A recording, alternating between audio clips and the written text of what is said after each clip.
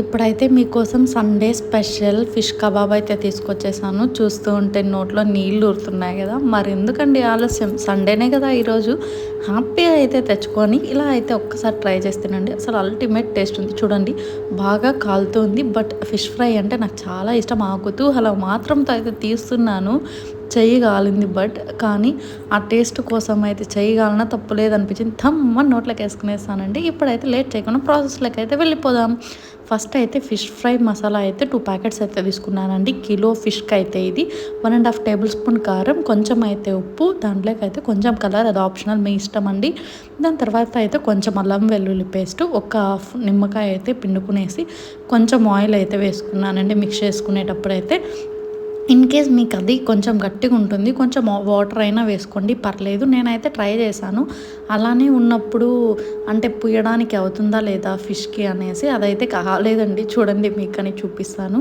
కొంచెం అయితే అసలు మరీ అంత గట్టిగా ఉంటే కష్టం కదండి. సో దట్ కొంచెం అయితే వాటర్ వేసుకొని మిక్స్ చేసుకునేసేయండి.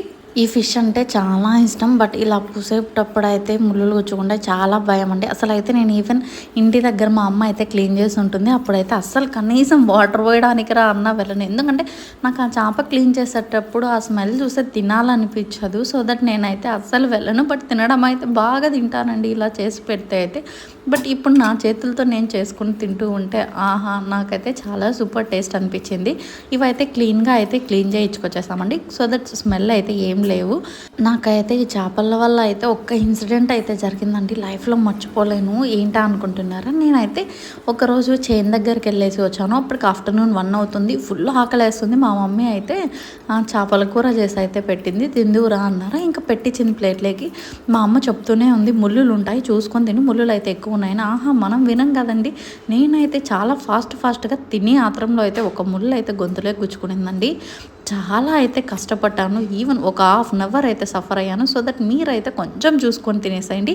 ఇప్పుడైతే మనకి ఫిష్కి అయితే కబాబ్కి రెడీ అయిపోయింది. ఇంకా అయితే లేట్ చేయకుండా అయితే కబాబ్ అయితే వేసుకునేసి ఆవురంటూ తినేద్దామండి. చూడండి ఎంత మంచిగా అయితే వచ్చేసిందో.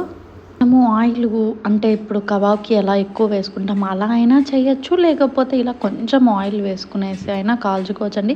ఎందుకంటే నేనైతే ఎక్కువ ఆయిల్ వేయలేదు. మండేస్ కన్నా తిన్నాం కదా, అప్పుడైతే ఆయిల్ యూజ్ చేయలేము. సో దట్ కష్టం అవుతుంది అనేసి ఇలా కొంచెం ఆయిల్ అయితే వేసుకొని కరివేపాకు వేసుకున్నాను. కింద మాడిపోతుంది అనేసి ఊరికే స్టైల్గా ఉంటుందని వేసుకున్నాను. మీరైతే కావాలంటే వేసుకోండి, లేకపోతే ఇగ్నోర్ చేయండి.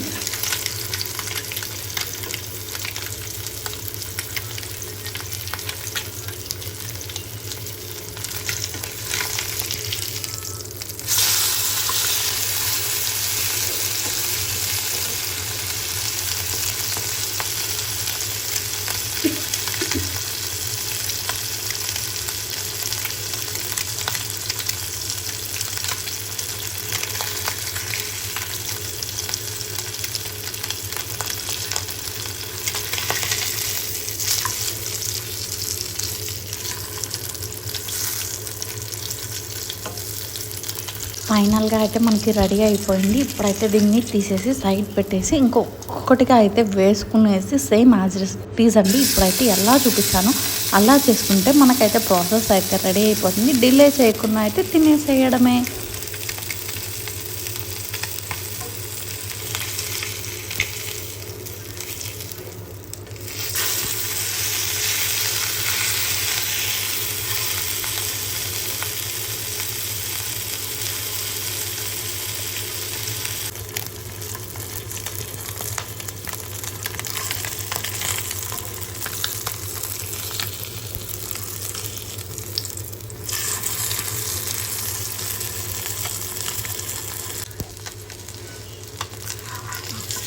మీకు ఈ వీడియో నచ్చింది అనుకుంటున్నాను. మరిన్ని ఇలాంటి వీడియోస్ కోసం అయితే మన ఛానల్ని అయితే సపోర్ట్ చేసేసేయండి.